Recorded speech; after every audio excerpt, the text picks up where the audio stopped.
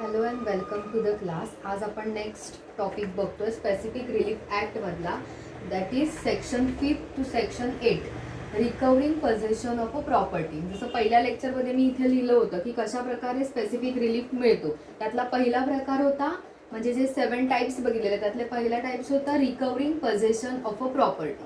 रिकव्हरिंग position म्हणजे काय, कधी स्पेसिफिक रिलीफ आपल्याला कोणत्या मार्गाने मिळतो तर रिकव्हरिंग पोझिशन ऑफ म्हणजे प्रॉपर्टीचं पोझिशन केल्याने ते आपल्याला स्पेशल रिलीफ मिळू शकतो. मग त्यातला सेक्शन 5 जो आहे तो काय सांगतो, recovery of specific immovable property. तर recovery of specific immovable property म्हणजे काय, बेअर ॲक्ट. आय होप की तुम्ही सगळे आता बेअर ॲक्ट घेऊन बसले असणार लेक्चर चालू असताना. ज्याच्याकडे बेअर ॲक्ट नसतील तर त्यांनी नोट्समध्ये सेक्शन बघा किंवा फोनमध्ये बेअर ॲक्ट असतात. म्हणजे आपण मी गुगल केलं तर तुम्हाला बेअर ॲक्ट येईल. तर स्पेसिफिक रिलीफ ॲक्टचा बेअर ॲक्ट बघा आणि सेक्शन 5 आहे तो बघा. त्यात काय सांगितलं, recovery of specific immovable property. A person entitled to the possession of a specific immovable property may recover it in the manner provided by the code of civil procedure. म्हणजे काय सांगितलेलं आहे, CPC 1908 सांगितलेलं आहे. म्हणजे CPC प्रमाणे, म्हणजे जेव्हा आपण कॉन्ट्रॅक्ट किंवा CPC हे जे आहे ते प्रोसिजर कोड आहेत, म्हणजे CPC नुसार कोणताही दावा दाखल करायचा आहे किंवा तर स्पेसिफिक रिलीफ मध्ये काय जे काही सांगितले आहेत तरतुदी की हे रिकव्हरी होते, स्पेसिफिक परफॉर्मन्स होतो. पण हे होतं हे स्पेसिफिक रिलीफ ऍक्टने सांगितलंय, पण ते ऍक्च्युअल लागू कसं करायचं किंवा ती प्रोसिजर कशी करायची, मग ती प्रोसिजर कोण सांगतं तर CPC म्हणजे सिव्हिल प्रोसिजर कोड. हा पुढे आहे तुम्हाला नेक्स्ट इयरला. तर सिव्हिल प्रोसिजर कोड आपल्याला सांगतं की ऍक्च्युअल ती रिकव्हरी कशी करायची. रिकव्हरी होते हे स्पेसिफिक रिलीफ सांगतो, पण ती कशी करून घ्यायची हे CPC आणि कॉन्ट्रॅक्ट ऍक्ट म्हणजे कॉन्ट्रॅक्ट ऍक्ट आणि CPC हे दोन ऍक्ट करण्यासाठी, म्हणजे या दोन ऍक्टच्या प्रोसिजरसाठी स्पेसिफिक रिलीफ ऍक्ट महत्वाचा असतो. त्यामुळे हे 3 कायदे एकत्रितरित्या चालतात.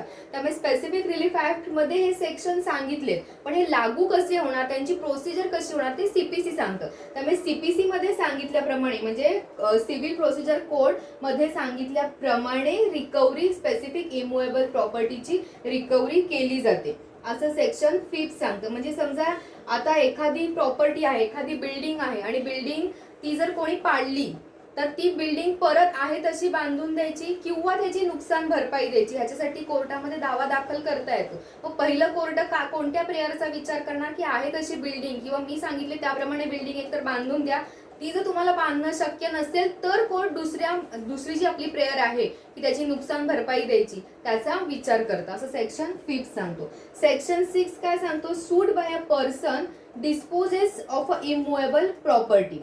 तर ह्याच्यात काय सांगितलंय की सूट फाईल करायचं आता सांगितलंय. म्हणजे तुम्ही रिकव्हरी तर करू शकता हे सेक्शन 5 सांगतो. आता ह्याच्यात तुम्ही सूटही फाईल करू शकता हे कोण सांगतं, सेक्शन 6 सांगतो. की आता आपल्याला स्पेसिफिक वाचून कळलंय की सूट फाईल करू शकतो. आता सूट कसा फाईल करायचा तर ते सुद्धा कोण सांगतं, CPC सांगतं. आता सेक्शन 6 जरा ब्रॉड आहे, तुम्ही ते बेअर ऍक्ट मध्ये बघा. मी तर पूर्ण नाही वाचून दाखवू शकत, पण ती थोडं तुम्हाला सांगते. If any person is a dispose without his consent of a immovable property otherwise than in due course of law, त्याला अंडरलाईन करा, in due course of law he or any person through whom he has been in a possession or any person claiming through him may by suit recover possession, by suit recover possession ला सुद्धा underline करा, thereof notwithstanding any other title that may be set up in a such suit.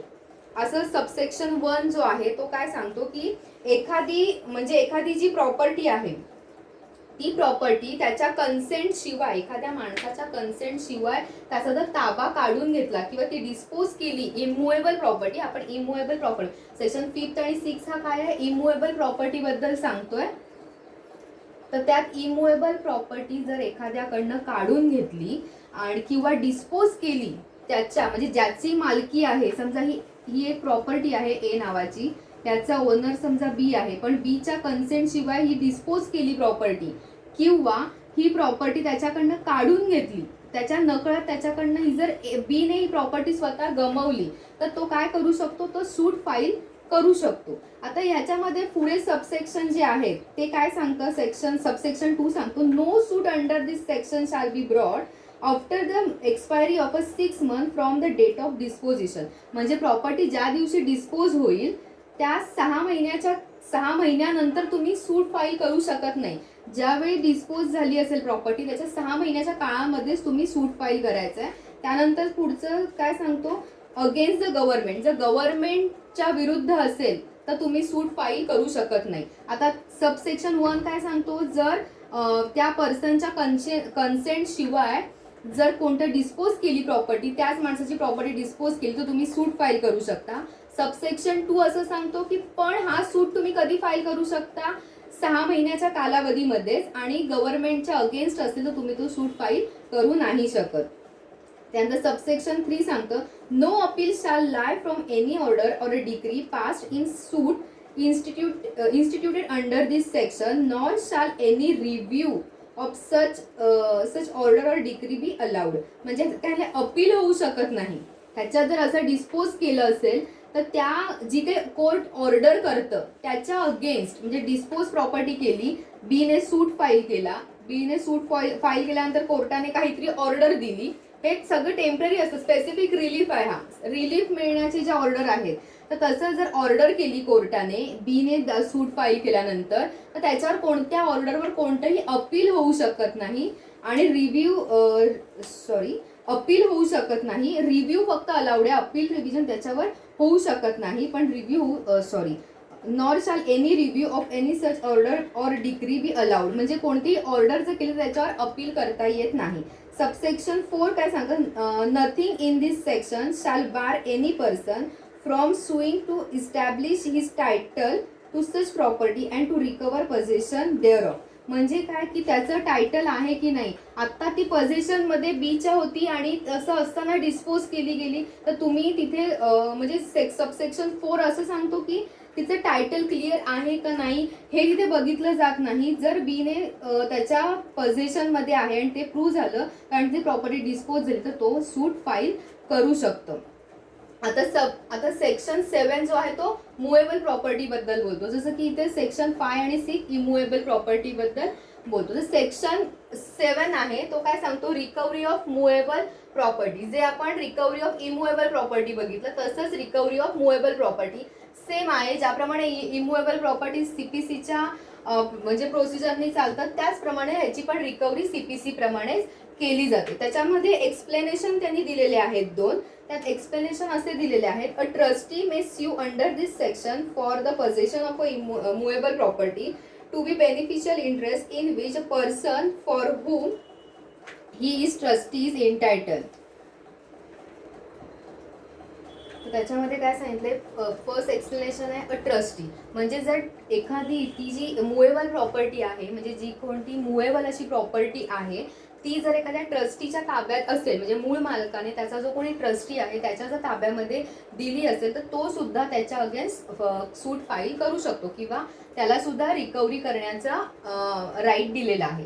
Second explanation सांगतं की special or temporary right. Second explanation, a special or temporary right to the present possession of a movable property is sufficient to support a suit under this section. म्हणजे एखाद्याचा जर special किंवा temporary right असेल, म्हणजे temporary जरी right असेल, म्हणजे suppose एक पर्सन आहे त्याचा आता इथे पोझेशन आहे, ह्या प्रॉपर्टीमध्ये त्याचं पोझेशन आहे आणि ही प्रॉपर्टी जर ह्याच्या ताब्यात बीच्या ताब्यात असेल, ए ही प्रॉपर्टी बीच्या ताब्यात असेल, पण ही मुवेबल प्रॉपर्टी, पण ही टेम्पररी राईट आलाय त्याला, ह्याला टेम्पररी राईट आलेला आहे. उद्या मे बी ह्याचा हा राईट जाईलही, पण आता टेम्पररी राईट असताना जर रिकव्हरी करायची असेल तर त्याला त्याचा राईट आहे. म्हणजे जरी त्याचा राईट हा टेम्पररी किंवा स्पेशल असला तरी सुद्धा तो काय करू शकतो, तर तिथे सूट फाईल होऊ शकतो. त्यानंतर सेक्शन 8 जो आहे, liability of a person in a possession not as a owner to deliver to person entitled to immediate possession. liability of a person in a possession not as a owner to deliver to person entitled to immediate possession. म्हणजे immediate तुम्ही त्याला property recover करायची किंवा immediate पोझेशन त्याला मिळालं पाहिजे. मग ते कोणत्या मार्गाने मिळालं पाहिजे ते खाली दिलेलं आहे. त्यातलं फर्स्ट आहे when the thing claim is held by a defendant as an agent or a trustee to the plaintiff. म्हणजे जर एखाद्या एजंट किंवा ट्रस्टीकडे च्या ताब्यामध्ये प्रॉपर्टी असेल आणि मूळ मालक आहे, त्याने जर मागितलं पोझिशन, म्हणजे त्या कोण पोझिशन मागू शकतं किंवा कधी तुम्हाला लगेच पोझिशन म्हणजे इमिजिएट पोझिशन कधी दिलं गेलं पाहिजे, लायबिलिटी आहे त्या पर्सनची. तर एजंट किंवा ट्रस्टीच्या ताब्यामध्ये जर एखादी मुवेबल प्रॉपर्टी आहे आणि त्याला जर हवी असेल त्या मूळ मालकाला, तर ट्रस्टी किंवा जो कोणी एजंट आहे त्यांनी इमिजिएट त्याला ट्रान्सफर करायची प्रॉपर्टी. सेकंड सांगितलंय की Wien compensation in a money would not afford the plaintiff adequate relief for the loss of the being claim the thing claim. म्हणजे काय, जर काही कॉम्पेन्सेशन मनी, सपोज आता एक जी प्रॉपर्टी म्हणजे ही प्रॉपर्टी आहे ती कोणाच्या तरी ताब्यात आहे, म्हणजे मुवेबल प्रॉपर्टी हा, आणि बीला जर हे पाहिजे असेल लगेचच पाहिजे, तर आपण काय म्हणतो, मी आता तुला प्रॉपर्टी नाही देऊ शकत पण मी तुला त्याचं कॉम्पेन्सेशन देतो, की त्याची जी काही अमाऊंट असेल, समजा 10 लाखाची प्रॉपर्टी मी तुझी घेतली, प्रॉपर्टी म्हणजे मुवेबल प्रॉपर्टी, जर समजा सोनं, सपोज आपण हे करूया की हे सोनं आहे आणि हे बीने कोणाला तरी ट्रान्सफर केलंय आणि ती व्यक्ती काय म्हणते की मी आता तुला ते सोनं देऊ नाही शकत, पण मी तुला त्याचे जो काही खर्च आहे किंवा कितीतरी लाखाचं सोनं असेल, तर 2 लाखाचं सोनं आहे तर ते मी तुला परत 2 लाख रुपये मी देतो, पण ते सोनं देऊ नाही शकत. पण ती व्यक्ती काय म्हणते की त्याचे इमोशन्स असतात, काही गोष्टी असं असतं ना की मला त्या व्हॅल्यूची त्या प्रॉपर्टीची किंमत नाहीये, पण माझी त्याच्यात काहीतरी मन गुंतलंय किंवा वडिलोपार्जित प्रॉपर्टी असते, माझ्या आई बाबांची आठवण म्हणून मला ती प्रॉपर्टी पाहिजे, म्हणजे इमोशन्स असतात तिथे, म्हणून तो काय म्हणतो की तसं नको, मला कॉम्पेन्सेशन नको, ती वस्तूच मला हवी आहे. तर तेच सबसेक्शन जो बी आहे ते तेच सांगतोय की जर मला त्या मनीमध्ये काहीही नकोय, मला ऍक्च्युअल ती प्रॉपर्टीज हवी आहे, तर त्याला इमिजिएट पोझिशन तुम्ही ट्रान्सफर करायचंय. नंतर सबसेक्शन सी जो आहे, when it would be extremely difficult to ascertain the actual damage caused by its loss. म्हणजे समजा ही एक प्रॉपर्टी आहे, त्याचा ऍक्च्युअल कॉस्ट काढणं जर कठीण जात असेल, कठीण इन द सेन्स त्याचा ऍक्च्युअल कॉस्ट किती आहे सांगू शकत नसेल आपण, म्हणजे कधी सोनं असेल तर ते दागिने असतील ते खराब झाले किंवा त्याच्यावर मग ऍक्च्युअल सोनं दिलं तर त्याचा वेगळा चार्ज पडू शकतो किंवा ते वितळवून दिलं तर त्याचा वेगळा हे पडू शकतो, म्हणजे ऍक्च्युअल जो काही डॅमेज झालंय ते आपण कॅल्क्युलेट करू शकत नसू, तर जे जसं आहे तसं त्याला परत करायचं. आणि त्याने जर तसं मागितलं की जसं आहे तसं दे, मी काय ह्याचं कॅल्क्युलेट करू शकत नाही काय कॉम्पेन्सेशन येते ते, त्यामुळे जी काही प्रॉपर्टी आहे ती तशी तशी मला परत दे, तर ते काय करायचं, इमिजिएट तुम्ही पोझिशन त्याच्याकडे ट्रान्सफर म्हणजे डिलिव्हर करायचे, जी वस्तू जशी आहे तशी ती डिलिव्हर तुम्ही करायची आहे. त्यानंतर सबसेक्शन डी सांगतो, when the position of thing claim has been wrongfully transfer from plaintiff. तर चुकीने जर एखाद्याकडे प्रॉपर्टी गेली असेल आणि त्या मूळ मालकाच्या लक्षात आलं की चुकीने त्याच्याकडे दिली गेली, तरी सुद्धा ती प्रॉपर्टी लगेचच तुम्ही त्याच्याकडे जर त्या मूळ मालकाने मागितली तर त्याच्याकडे लगेचच तुम्ही डिलिव्हर करायची आहे. असं सेक्शन म्हणजे ते पोझिशन कशा प्रकारे घ्यायचं प्रॉपर्टीचं हे सेक्शन 5 to 8 सेक्शन सांगतात. पण परत एकदा बघूया की इमुएबल प्रॉपर्टीसाठी सेक्शन 5 आणि 6 आहे आणि मुएबल प्रॉपर्टीसाठी सेक्शन 7 आणि 8 आहे. याच्यामध्ये काय सांगितलं तर तुम्ही रिकव्हरी करू शकता, सेक्शन सीपीसी नुसार जी प्रोसिजर दिली त्याप्रमाणे तुमची रिकव्हरी होऊ शकते. सेक्शन 6 सांगतो की रिकव्हरी डिस्पोज केली असेल प्रॉपर्टी तर त्याच्या अगेन्स्ट तुम्ही सूट फाईल करू शकता. सेक्शन 7 सांगतो की रिकव्हरी ऑफ मुएबल प्रॉपर्टी सेम जसं इमुएबल प्रॉपर्टीचं सांगितलंय सीपीसी नुसार तुम्ही रिकव्हरी करू शकता. त्याच्यामध्ये एक्सप्लेनेशन दिलंय की जे ट्रस्टीकडे आहे ट्रस्टी सुद्धा त्याच्यासाठी सूट करू शकतो आणि जर तुमचा जरी टेम्पररी राईट जरी असला किंवा स्पेशल राईट असेल तरी सुद्धा तुम्ही त्याची रिकव्हरी करू शकता. तर ह्याच्यामध्ये एक एक्झाम्पल द्यायचं झालं तर असं होतं की समजा एखाद्या पत्नीने त्या म्हणजे जर एखादी लग्न आलेली विवाहित स्त्री आहे तिने आपले दागिने मिळवण्यासाठी जर सूट फाईल केला म्हणजे जे स्त्रीधन असतं तिचं, तर त्यासाठी सासू सासऱ्याच्या अगेन्स्ट आणि नवऱ्याच्या अगेन्स्ट जर केस फाईल केली आणि तिने सांगितलं की मला एवढे दागिने आहेत, म्हणजे 4-5 दागिने आहेत ते मला परत द्या, तर त्यांनी ते दागिने त्याला याच्या अंडर परत दिले पाहिजे. जर दागिने परत देऊ शकत नसतील तर तुमचं जे काही जितक्या रुपयाचे जे दागिने आहे जितकी त्याची अमाऊंट आहे तेवढी अमाऊंट तरी तिला दिली पाहिजे, असं हे सेक्शन 7 आणि 8 सांगतो. Liability of a person in a position not as a owner to deliver property. जसं मी आता जे एक्झाम्पल दिलं 7 आणि 8चं, तर त्याच्यामध्ये ती म्हणते ना आता एजंटकडे म्हणजे समजा तिने आता दिलंय कोणाकडे तरी ठेवायला ते दागिने, नवऱ्याकडे ऍज अ ट्रस्ट म्हणून तिने दिलं असेल की माझा विश्वास आहे, पण उद्या काय त्यांच्यात भांडणं झाली तर ती स्त्रीधन मागूच शकते ती स्त्री, तर त्याने आहे तसं तिला डिलिव्हर केलं पाहिजे. नंतर ती म्हणते की सेकंड जो सबसेक्शन आहे नो कॉम्पेन्सेशन, की मला कॉम्पेन्सेशन देऊ नका, आहे तो दागिना द्या. तर त्याचं एक्झाम्पल कसं आपण घ्यायचं, तर ते स्त्रीधन आहे, तिच्या आईने समजा तिला लग्नामध्ये एखादी काही चेन दिली असेल आणि तो मुलगा म्हणतो आता मॅडम ती चेन नाहीये पण चेनची जी अमाऊंट असेल ती मी तुला देतो, तर ह्या सबसेक्शन बी प्रमाणे ती काय म्हणेल, नाही नाही मला ती चेनच पाहिजे, मला ते नको, माझे इमोशन्स आहेत त्या चेनमध्ये कारण ती माझ्या आईने मला दिली होती ते आहे. त्यानंतर ऍक्च्युअल डॅमेज, आता ती जे सोनं आहे ते किती कमी जास्त होतं, ऍक्च्युअल किती स्त्रीधन होतं हे काहीच जर माहित नसेल तर काय करायचं, जे काही ऍक्च्युअल डॅमेजेस झाले आहेत किंवा जे काही असेल म्हणजे ते आपल्याला माहित नाहीये की ऍक्च्युअल काय सोनं होतं किंवा त्यामुळे जे काही अवेलेबल असेल तसं सोनं त्यांना परत दिलं गेलं पाहिजे, असं हे एक्झाम्पल थ्रू सेक्शन 7 आणि 8 मी एक्सप्लेन केलंय. अशा प्रकारे आपण जी काही प्रॉपर्टी आहे त्याचं जे पोझेशन आहे ते रिकवर सेक्शन 5 टू सेक्शन 8 प्रमाणे करून घेऊ शकतो. थँक्यू.